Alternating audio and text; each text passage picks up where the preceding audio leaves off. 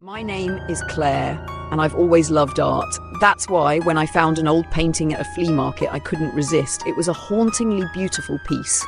A portrait of a woman in a crimson dress, her dark eyes staring out from the canvas with an intensity that made my skin tingle. The vendor claimed it was an original, though he couldn't say by whom. For some reason, it drew me in, and I bought it on impulse. I hung the painting in my living room, hoping it would add a touch of elegance. But almost immediately, strange things began to happen. It started with small things. My cat, normally so calm, would hiss at the painting whenever she passed by, fur bristling. The air around it felt colder, like a chill that never left, no matter how high I turned the thermostat. One night, as I was watching TV, I noticed something strange in the corner of my eye. The woman in the painting, her eyes seemed to shift. At first, I thought it was a trick of the light, maybe just my tired mind playing games. But when I looked directly at it, her eyes were staring straight at me, unblinking, intense, as if she knew I was watching. I tried to shake off the feeling, telling myself it was nothing. But the next morning, I woke to find deep red streaks on the wall beneath the painting, like dried blood dripping from the canvas's edge. My heart pounded as I ran my fingers over the marks. They were real, sticky to the touch. I tore the painting from the wall, but the back was dry and untouched. There was no explanation for where the stains had come from. That night, I dreamt of her. In the dream, the woman stepped out of the painting and stood at the foot of my bed. Her eyes were hollow now, dark pits that seemed to swallow all the light in the room. She reached out a hand, skeletal and cold, and whispered, "Let me in." I jolted awake, drenched in sweat, convinced it was just a nightmare. But when I turned on the light, my blood ran cold. There were wet, crimson handprints on the floor, leading from the painting to my bed.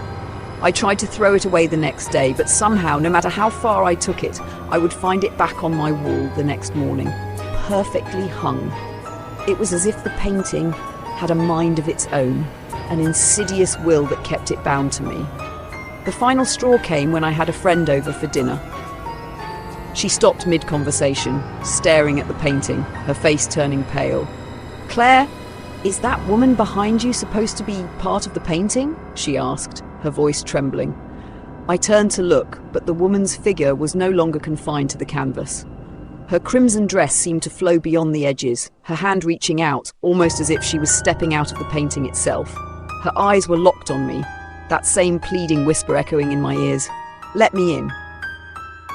I screamed, grabbed a knife and slashed at the painting, but as the blade cut through the canvas, a thick, dark red liquid gushed out, spilling over my hands like blood.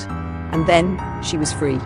Now I can't escape her. She's always there, lurking in the shadows, her eyes following me from every reflection, every dark corner. She got what she wanted. She's in my world now, and I can feel her getting closer every night.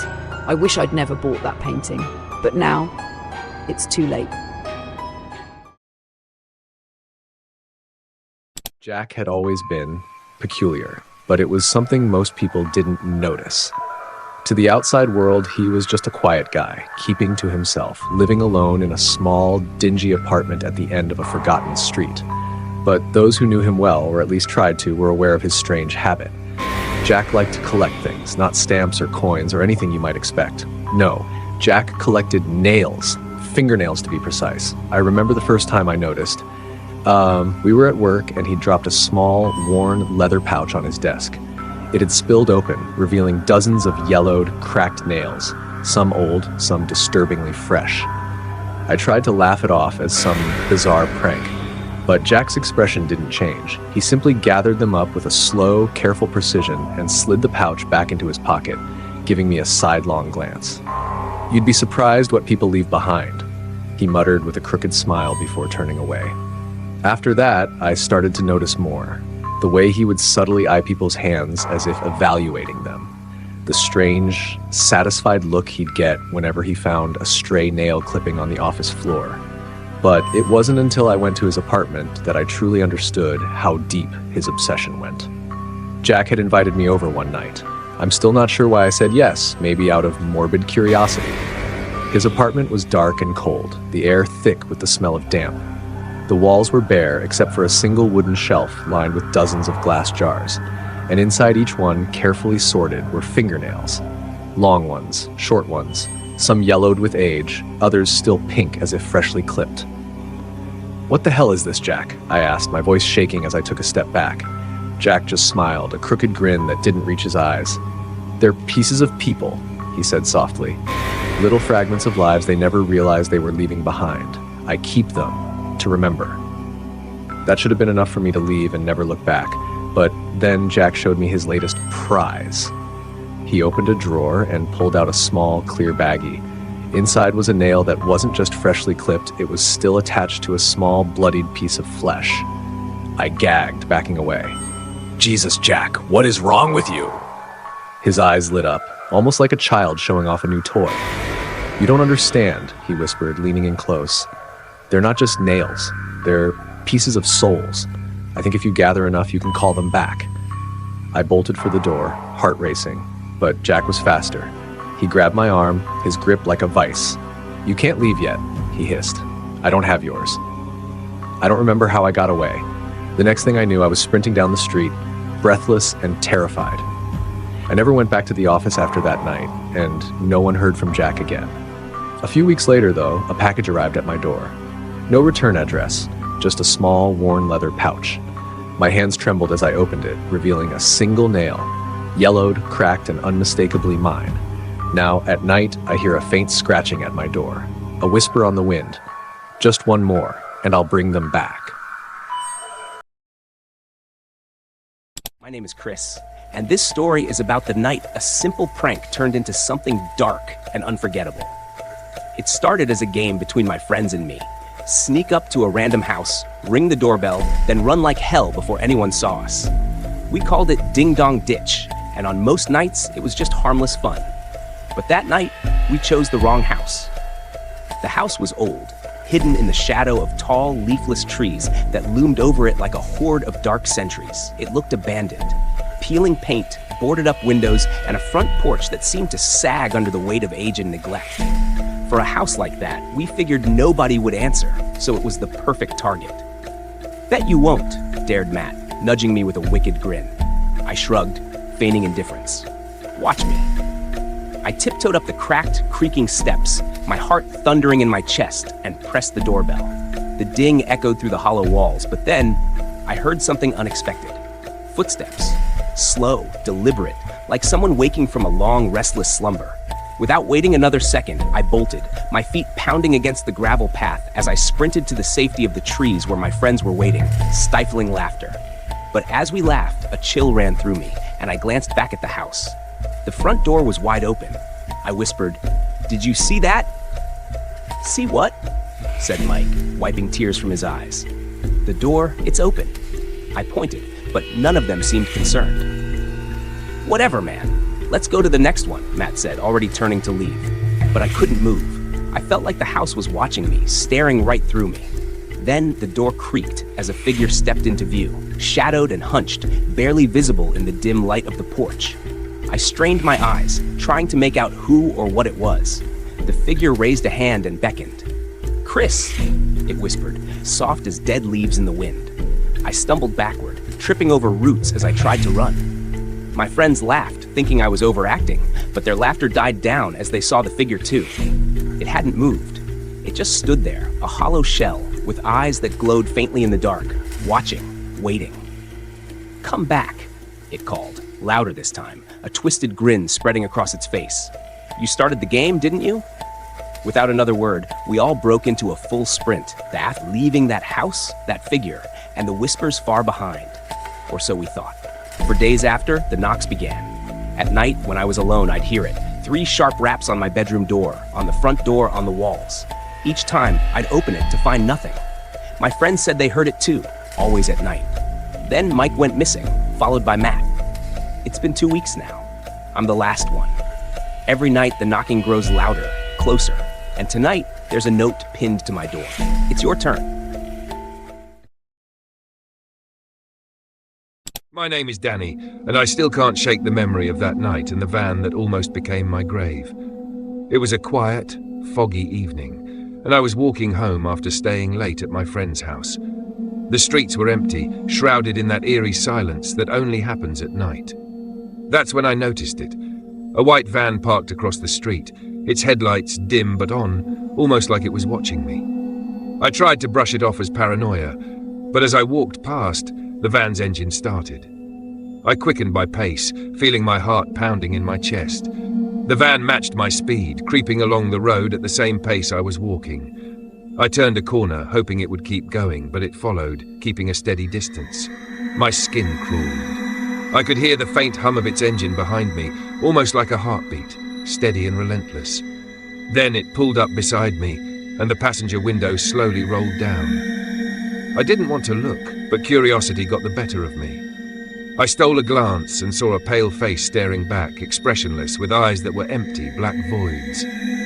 I froze, unable to look away, feeling like those eyes were pulling me into darkness. A low voice, cold and hollow, whispered, "Get in, Danny." I had never told anyone my name. Panic surged through me, and I ran, my legs burning as I sprinted down the street. I could hear the van's tires screeching, gaining speed. But when I looked back, it was gone. Just like that, it had vanished, leaving only silence and the distant echo of my own heartbeat in the empty streets. Even now, I sometimes hear the hum of an engine at night, just outside my window.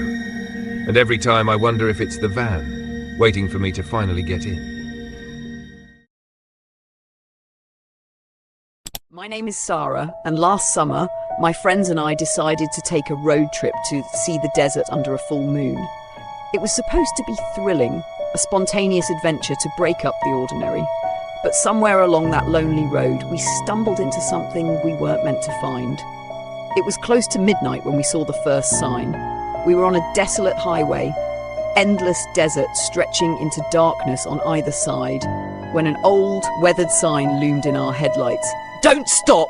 Keep driving!" My friends chuckled nervously, assuming it was some weird local joke, but something in my gut twisted. I couldn't explain it, but that sign didn't feel like a joke. As we kept driving, the night grew eerily silent. There were no other cars, no animals, just the low hum of our engine and an uncomfortable stillness that hung heavy in the air. Then we saw another sign. "It sees you."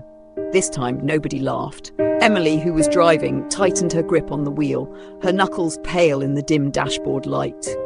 We exchanged uneasy glances, a mutual understanding passing between us. None of us liked this, but the road ahead was straight and empty, leading nowhere else. The next sign appeared sooner than the last. "It's closer than you think." My heart raced, and I couldn't stop myself from peering into the side mirror, expecting to see something. But the desert was dark, stretching out in endless shadows, and nothing seemed to be there. Suddenly, the radio crackled to life, even though it had been off.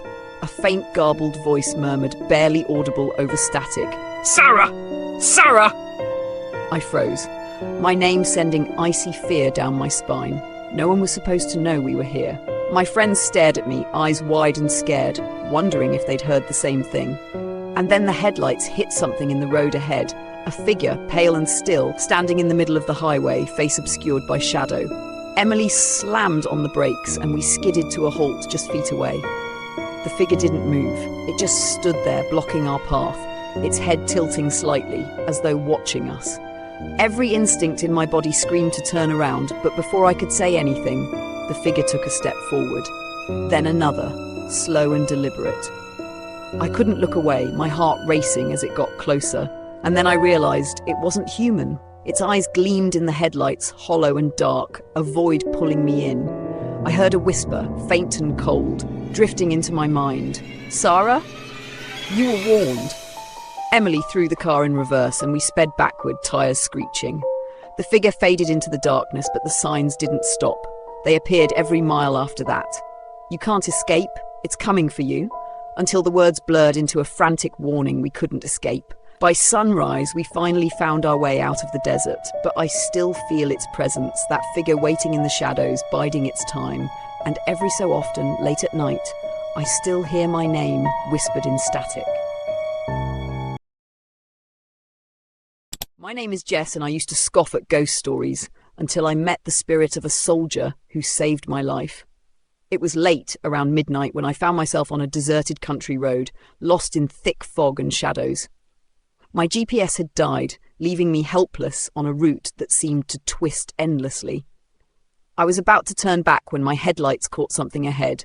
A lone figure standing by the side of the road, partially obscured by mist. He wore a worn military uniform from World War II, the fabric faded and frayed. His face was expressionless, but somehow calm, his hollow eyes locking onto mine through the fog. Despite every instinct telling me to keep driving, I found myself stopping. I could feel an odd pressure in the air, a strange pull, and then he pointed. His hand was steady as he gestured toward the dense woods beside the road, the path hidden behind thick underbrush and shadows.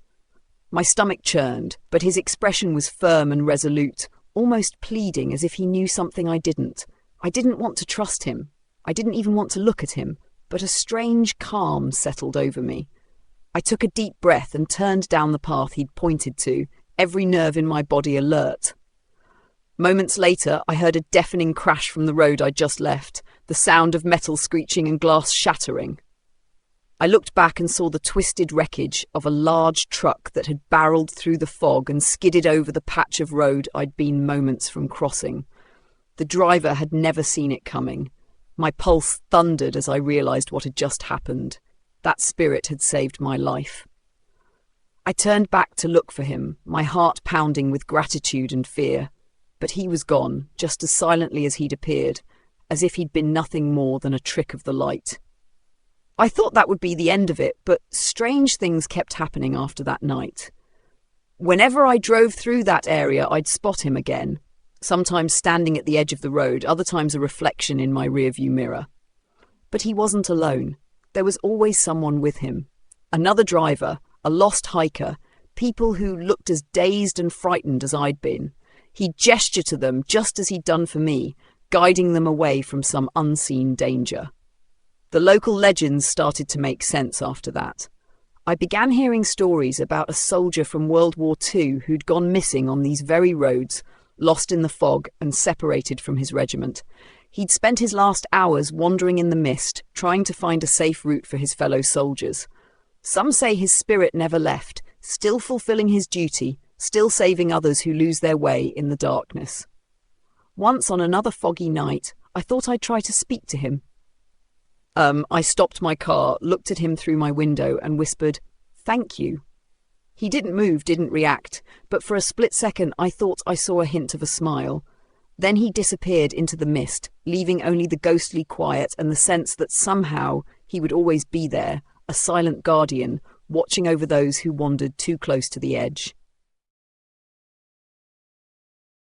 My name is Ryan, and I'll never forget the night I met the man in the mask. It was Halloween, and I'd just finished a late shift at the gas station. The streets were deserted as I walked home, the quiet only broken by the crunch of fallen leaves under my feet. I was almost there when I noticed someone standing beneath the street lamp at the corner, a man in a plain, featureless white mask, tilted slightly to the side, watching me. At first, I thought it was just another Halloween prank, someone trying to get a scare. But as I got closer, he didn't move. He just stood there, his mask expressionless, empty eyes following my every step. I forced myself to keep walking, ignoring the uneasy feeling that spread over me. But as I passed him, he spoke. "Do you know what's behind the mask?" His voice was low and cold, sending a chill down my spine. I didn't answer and kept walking, picking up my pace, but he continued behind me, footsteps echoing mine in perfect rhythm. I sped up, heart pounding, but he kept pace, following me through the empty streets, always just a few steps behind. I reached my building, practically sprinting up the stairs, and threw myself inside, locking the door. I stood there, catching my breath, listening. Silence. I peeked through the peephole, expecting to see him there, but he was gone. I tried to laugh it off as some Halloween prank, just a guy trying to get a rise out of people, but the feeling of dread lingered. Hours later, I went to bed, still unsettled, but eventually drifted into a light, uneasy sleep. That's when I heard it, the creak of my bedroom door opening slowly. My heart hammered as I opened my eyes, and there he was, standing in the doorway, the same featureless white mask staring back at me. "Do you know what's behind the mask?" he whispered, the voice softer, somehow more menacing. I froze, my body paralyzed with fear as he stepped closer, the mask leaning in until it was inches from my face. I tried to scream, but no sound came out.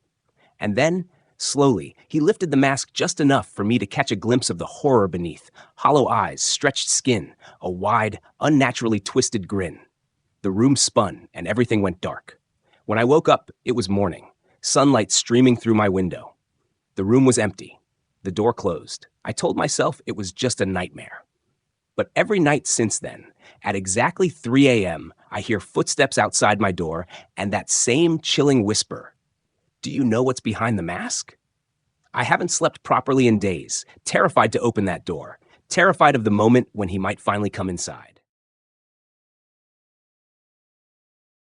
I'd been planning Emma's birthday party for weeks. My daughter was turning 6, and I wanted everything to be perfect. I'd ordered her favorite cake, a chocolate one with white frosting and rainbow sprinkles. But when I picked it up, something felt wrong. The bakery was empty, dimly lit, and as I paid, the baker, a frail old woman with deep shadowed eyes, leaned in close. "Enjoy the cake," she said, her voice barely more than a whisper, sending a chill down my spine. I shook off the feeling, thinking I was just exhausted from the party planning. That evening, as I set up for the party, I noticed the cake sitting on the table, perfectly frosted, with "Happy Birthday, Emma" scrawled in red icing. But something about the way the red letters gleamed in the light made my skin crawl. When I leaned in, a faint smell wafted from the cake, something metallic. I brushed it off as an odd baking smell, maybe from the bakery itself. As the kids gathered around for cake time, Emma seemed unusually quiet. She just stared at it, her tiny face pale, her hands trembling slightly. "Mommy," she whispered, "I don't like it." "Don't be silly, sweetie," I said, putting on a brave smile. "It's your favorite." When I cut into the cake, I noticed the frosting began to bleed red. I hesitated, but the kids were already excited, laughing and shouting. I handed out slices quickly, hoping it was just a mistake with the icing. Emma took a bite, then froze. Her little face twisted in horror as she looked at me, her mouth slightly open. The other kids went quiet, staring at her with wide eyes. Emma turned and pointed at the cake. I looked down. There, inside each slice, was a small, dark shape. I pulled at one with trembling fingers, and my blood ran cold. It was a single human tooth, twisted and yellowed. I dropped it, horrified, and stepped back from the table. But the cake was still moving. The frosting seemed to pulse, and more of that thick, dark red icing began to seep out, forming strange shapes and letters that slowly began to spell out, "Help me." The room went silent, every child staring at the cake in horrified fascination. The lights flickered, and I could swear I heard a faint whisper, like a distant plea, don't eat the cake." I grabbed Emma and pulled her away from the table, my heart pounding as I frantically scanned the room. The kids were all staring, frozen in place, their eyes fixed on the cake, mouths open in silent horror. The frosting dripped down, pooling onto the table, spelling out one last message: "Now you've invited me in." I threw the cake away that night, but the whispers didn't stop. Every night since then, I hear a faint, chilling voice in the dark whispering in Emma's room, "Thank you for letting me out.